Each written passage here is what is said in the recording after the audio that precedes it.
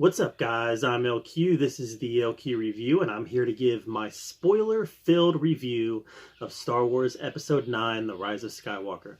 Yeah, I've seen it 3 times now, and want to talk about... I've just got some bullet points here that I want to talk about as far as some of the big spoilers. So the first one, obviously, is the very end, that last shot of the movie, when Rey is asked, "Who are you?" And she says, "Rey," and then she looks over and she sees Force Ghost Luke and Leia appear. And she thinks about it. And then the whole time, amazing, the Wanderer, or whoever she was just sitting there watching Rey stare off into nothing. But Rey then says, "Skywalker." So she is officially now a Skywalker. A lot of people I know have a problem with this.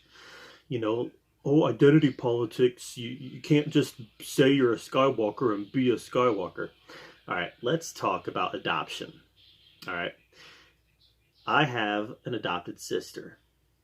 When I looked at my sister when she was an infant and my parents adopted her, I didn't say, "Well, you're not really a Lundquist." I said, "You are my sister.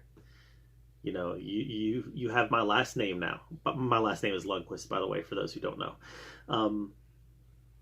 So I said, "You are my sister." And that was it, right? So you start thinking about adoption. I know that... so, yeah, I have no problem with her taking on the name Skywalker. I know, like I said, I know that she wasn't necessarily adopted, but she was... Leia was probably the closest thing to a mom that she ever had. Han was probably the closest thing to a dad that she ever had. Luke was one of her primary mentors that she ever had in her life that was positive in any way. So yeah, I got no problem with her taking on the Skywalker name, adopting the name as her own, because she probably identifies as part of that family, not as a part of the Palpatine family. So it does not hold water saying you can't just be a Skywalker. Well, she's not a Skywalker, but she adopted the name.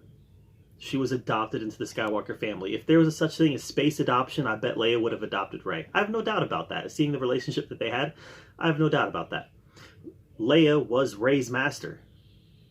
She called her master in the movie. So yeah, Rey's a Skywalker. Get over it. I'm good with it. But as far as Rey being a Palpatine, I think that everybody kind of expected it to happen, right? Nobody expected her to be a Skywalker. Nobody expected her to be the secret daughter of Han and Leia. But Palpatine just made sense in a lot of ways. Now, how did Palpatine go and get busy with somebody and that person had a son or a daughter who then went and... I don't know if that was the case, or if Palpatine manipulated the Force, the midichlorians, if you will, and created a child of his own. I don't know. They didn't really get into that. But I got no problem with her being a Palpatine. And her rejecting that lineage. That's a part of adoption, to be honest with you. Not always, but sometimes. I've known a lot of adopted people. And sometimes there comes a point in every adopted person's life where they learn about their heritage. They learn about where they came from. And oftentimes rejecting that heritage in favor of your adopted family is part of that process. Not always. But oftentimes it is, because they learn that the family they came from had problems, or they are rejected by the family they came from, and then they in turn have to do the rejecting. So I got no problem with Rey being a Palpatine and having to reject that in favor of another family, the Skywalker family. So we're good with that. One thing that did bother me, though, was Palpatine's resurrection. They didn't go into that at all. The Lord of the Rings actor, forget his name, he mentioned cloning, and I think that's where everybody thinks it was, that this was actually a clone of Palpatine, and that his spirit went into the clone body. but we don't know. And they didn't go into any details about it in any way whatsoever. And that bothered me. You know, from the crawl, it said the dead speak. Well, what did the dead say? What did Palpatine say? You know, what was this broadcast that you put out over the galaxy? Nobody knows any of that. And I feel like that is something that should have been addressed a little more. But that was definitely one of my biggest problems with this movie, was the Palpatine backstory and how it connects to Episode 6. Definitely had a big problem with that. Also, kind of, like I said, I've already mentioned this, I kind of had a problem with the connection between Rey and Palpatine. Not that Rey is Palpatine's granddaughter, I have no issue with that, but the connection and how did that occur? Who were Rey's parents? We know that they were nobody and that they chose to be nobody to protect Rey, but how did that parentage come about? I don't know. It just all seems very muddled to me. I mean, it definitely seems like a lot of convenient, lazy storytelling there. And maybe it's something that'll be explored in a book somewhere down the line or a comic, but it's just something that seemed lazy to me and it seemed very rushed and muddled. Was the whole Rey's parents connection to Palpatine, that whole thing. Let's talk a little bit about Luke. I did not hate The Last Jedi. I didn't. I liked it. It's one of my least favorite Star Wars movies, but I liked it. And I really liked what they did with Luke in The Last Jedi. I know a lot of you hate that, and a lot of you are going to hate me for saying it, but I liked what they did with Luke. At the end of the story, Luke did the most hardcore thing that any Jedi in history has ever done. He force projected himself across the galaxy and made everybody, even his own sister, believe that he was there. Yeah, Luke was hardcore in that movie. And he was not in this movie, in The Rise of Skywalker, nearly as much as I thought he was going to be. I thought he was going to have a major presence in it, and I thought he was going to be Rey's primary trainer. And I'm glad that they went the way that they did. I'm glad that they had Leia being Rey's master. And Luke really only showed up in one scene, the scene on Ahch-To. And it was a nice scene. You know, I liked Luke catching the lightsaber and saying, "This is no way to treat a Jedi's weapon." I liked that. I thought it was funny. It was a callback to The Last Jedi. And it showed growth in Luke's character. You know, I adore the scene in The Last Jedi between Yoda and Luke. Adore it. It was Yoda's final lesson to Luke. And Luke finally got it. Luke finally got it. And that's why he went to Crate. And now that's why he was here to give one final lesson to Rey, was so he could finally, ultimately pass on what he had learned. And I love that whole scene between Luke and Rey. I loved him bringing the X-Wing out, and it was such a callback to Empire. I got misty-eyed, I got teary-eyed watching that scene because it was perfect. It was a perfect end to Luke's story, was him bringing that X-Wing out, and I adored it. I just adored it. And seeing the flashback with young Luke, young Leia, the CGI on Leia was probably a little bit spotty, but seeing that flashback really made me understand a clear picture on why, on the fact that Leia did get Force trained. She did learn how to use the Force. She was on the path to being a Jedi, and she chose to come off of that path. The reason was a little silly, you know, I saw my son dying at the end of my journey, but ultimately she was the one who decided to come off of the Jedi path. And I was okay with that. I was perfectly fine with that explanation and the fact that she did that. But I love the fact that they confirmed, yes, she was on the path to being a Jedi. The droids in this movie, R2-D2 got completely sidelined again. I don't know what JJ has against R2-D2. It's so weird and so strange. But we finally got a big moment from C-3PO, and it was about time, right? This is like, in all the Star Wars movies, and nine of them in the Skywalker saga, this is the first one where C-3PO actually kind of gets to be useful. He's not just whining. He's not just being in the background. He's not used for exposition. He's actually useful, and I like that. And it was nice seeing C-3PO finally having a big moment. Let's see. I liked Finn's storyline better here than in his storyline. Was garbage in The Last Jedi. It was garbage. It is the worst storyline in the history of Star Wars movies. I like The Last Jedi, but I hated the Finn and Rose storyline. It was trash, it was garbage, and they should have thrown it out. It was trash. So Finn had more to do here and more to do better. I really used his character well. I enjoyed his relationship with Poe, and it was clear that he has a lot of affection for Rey as well. You know, I'm pretty sure that he was trying to tell Rey that he loved her, and he never got to, and that's fine. That's fine. She knows, and he knows that she knows. Poe knows that they both know. But yeah, Finn was a lot better. He finally got to be, and clearly, Finn is force sensitive. And I could see somewhere down the line in a movie or a show, Finn being trained as a Jedi, because clearly this dude's force sensitive. And they established that very well in this movie. Let's see. The one cameo, there was lots of cameos in this, but the one cameo that got me hard was the Han Solo cameo.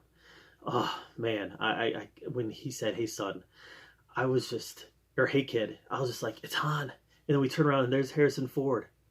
Oh, I loved it. It was one of my favorite moments of the movie, was seeing Kylo Ren turn back into Ben in that scene. And when he says, "Dad," and he couldn't finish it, and Han says, "I know." Oh my gosh, such a nice callback to Empire, and just, it was so Han Solo. Guys, I love that scene. That's one of my favorite scenes in the movie. It's one of my favorite scenes in Star Wars, was the Han Solo cameo where Kylo Ren becomes Ben. Let's see. Also, when we're talking about cameos, we got to talk about the voices at the end. When Rey says, "Be with me," and all the Jedi from the past come to her. We had in the Force Ghost, we had Anakin, Qui-Gon Jinn, Ahsoka, Kanan, Obi-Wan Kenobi, Yoda, and I know that a lot of you probably picked out more. In fact, somebody told me that you can actually sit through the credits and see who they all were. And that's not something that I did. In all the times that I've seen it, I actually have not sat through the credits to see that. But I was able to pick out Anakin, Qui-Gon, Ahsoka, Kanan, Obi-Wan, and Yoda. So I'm sure that there were others. I know that there were others. But those are the ones I got. And that was a great, great moment. I wish that they would have actually shown the Force Ghost. Right? I wish they would have shown Anakin. I wish they would have shown Qui-Gon, shown Yoda, shown Ewan McGregor as Obi-Wan. I wish they would have shown those characters, because I think that would have been much more impactful. I think that even the general audience would have been more impacted if they would have shown them standing behind her. Might have felt a little too Harry Potter-ish, but I know that I would have been more impacted by that. But it was still a great moment. It was still a great moment. And it was a great ending also, because the way that it was still Anakin defeating the Emperor. It was still Yoda playing a part in it. It was still Obi-Wan playing a part. They all played a part in it. They all backed up Rey and gave her the power necessary to defeat the Emperor. So I felt that was really good and a really solid ending. Let's talk about the Emperor, though. Again, this makes me believe that there was a reason that he wanted Luke to strike him down in Return of the Jedi. Because if Luke struck him down in anger, then the Emperor would have transferred to Luke. That's what I believe now, based on what we've seen in Rise of Skywalker. And by the way, I love it. I love it. I love it. This makes me think that there's one Sith. It's been one Sith who has basically figured out the path to immortality, and they body jump. And they got to get somebody to kill them in anger, and then they can body jump. I love that part of it. You know, strike me down so that the Sith can enter you, and I thought it was great. And like I said, I think it really creates a lot of context for Return of the Jedi. So I really like that part of the Emperor's storyline. Ben's redemption, I thought, was well done. I liked seeing him standing with Rey. Ben's death, I think we all saw it coming. I would have rather him lived. But I think we all saw it coming. I think that the writing was on the wall. Once you kill your dad, you got to go. And he killed his dad, so he got to go. But I still liked that the redemption arc, and I felt like it was coming. Lando, I feel like I love seeing Billy D. Williams there, but this is one of the weaker parts of the movie to me. I feel like Lando was kind of wasted. Yeah, he went out and he got the fleet, but I just feel like it was kind of wasted having Billy D. Williams there. They didn't really give Lando much to do. He got to impart some knowledge to Poe. He got to go get the fleet, but I just didn't feel. I don't know. It just felt a little fan servicey to me in a way that not in an Avengers Endgame way. That's good, but in a here's Lando, guys. Remember him? We remember him. See, we know Star Wars. I don't know. It just felt kind of like that to me. So I liked seeing Billy D. Williams. I liked seeing Lando, but the context from which he was there just all felt kind of weird to me. And then you had the end scene with him where he met Jannah, and I don't know, are they setting up a Lando and Jannah spinoff when he says, "Where are you from?" I don't know. Well, let's find out. Honestly, I'd be kind of interested in that. I'd be kind of interested in that, but the whole storyline itself I wasn't that interested in. So, right, just a couple more things to talk about here before we call this review. Let's talk about Leia's death. Well, Leia in general. Clearly, her scenes were shot for another movie. They all felt a little awkward to me. Now, I think that JJ did the best that he could possibly do with the footage that he had. I really do. I think that he did the best he could possibly do with the footage that he had. But it's clear that Leia was meant for a bigger role in this movie, and she didn't get it due to, unfortunately, her untimely passing. So JJ did the best that he could do, but it was noticeable. That being said, her death definitely was one of those big impact moments for me. What wasn't a big impact character was Maz Kanata. Why'd they even put her in the movie? I don't know. She was there to smile. She was there to give exposition. Leia knows what must be done. Now she must give all of her strength to save her son. Thanks for explaining that, Maz Kanata. I don't know. It's just been a wasted character from the get-go. That's a great story about the lightsaber. We'll save that for another time. Or never. I don't know. I just don't like the Maz character. And she was in this movie, and great. Yeah. But it was great seeing Leia, and it was a nice send-off for Carrie Fisher. Our princess got a nice ending. And I thought that was great. Finally, first of all, General Pryde was great, and I love the fact that General Pryde was secretly reporting to the Emperor. Loved it, because that's something the Emperor would do. He would have people in his pocket all over the place to make sure that he can keep his grip tight. But Hux, on the other hand, I was wondering how they were going to handle Hux in this movie, because he turned into such a joke in The Last Jedi, and I did not like the character at all. At all. He turned into such a sniveling, whining joke that I was like, is Hux going to even still be in this? I'm sure he will be, but he's not menacing at all. So what did they do? They turned him into a spy. And then, I don't care if you win, I just want Kylo Ren to lose. That's such a Hux thing to say. And then, further creating the menace in Pryde. Pryde is the one that kills him. So, all that was good. This was the best the Hux character has ever been, because he leaned into the corniness and campiness that character is.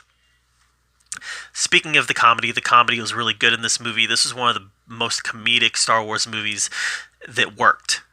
The Last Jedi tried to be funny, but most of the jokes didn't land. This one was funny, and the jokes landed. So, there's just a bit about the comedy. But, guys, overall, I'm a big fan of Rise of Skywalker. I really liked it. It's one of my top 5 favorite Star Wars movies of all time. Top 5.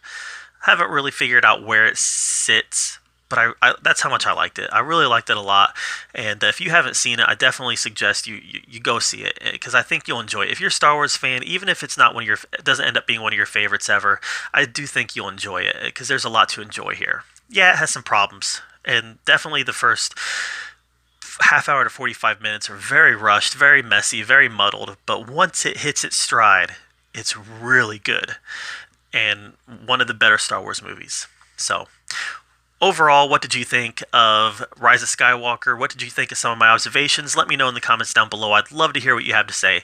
Make sure you subscribe to my channel, and as always, thank you for being here at the LQ Review, where we talk about all of the geeky, nerdy stuff we love to talk about. And until next time, we'll see you later.